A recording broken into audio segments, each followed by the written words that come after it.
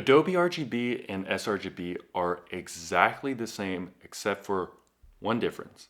Adobe RGB can represent a more saturated green. That's it. That is absolutely the only difference. Literally, if you look on a diagram such as the CIE 1931 diagram that you can see right around here, you'll see that the X and Y axis for the red and blue channels are exactly the same, as in 0.64 and 0.33 and 0.15 and 0.06. The green axis is a little bit higher for Adobe RGB at 0.21 and 0.71 versus 0.30 and 0.60. So why then is there so much confusion? Well, what usually happens is, one, people think that RAW, for example, has a color profile, which is completely untrue. When you're shooting RAW, all RAW is these sensors' raw data of all the photons hitting it. That's it.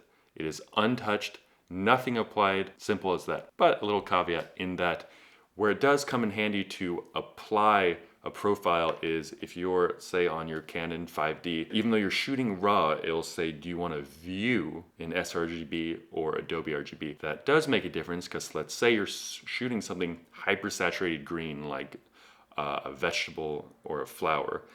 If you're in sRGB, yes, if that was 100% saturated at Adobe RGB, it is going to look different than if you're looking at it with the sRGB applied. In post, if you're shooting RAW, again, it's still RAW, and that depends on your monitor and your color management, whether you're going to apply and make your final product in the sRGB or Adobe RGB space. Secondly, you'll hear people say that there are more colors in Adobe RGB, and that is incorrect again because the amount of colors, the actual number of colors, has to do with your bit depth and not your color space. So if you're an 8-bit, you have 256 shades to work with in the red, green, and blue channels, making a total of 16 million colors.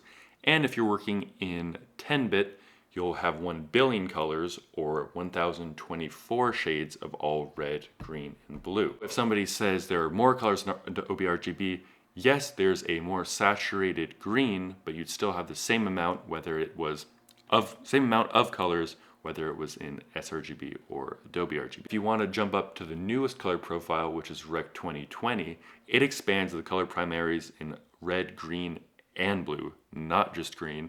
And I did a video about that, which I'll link below.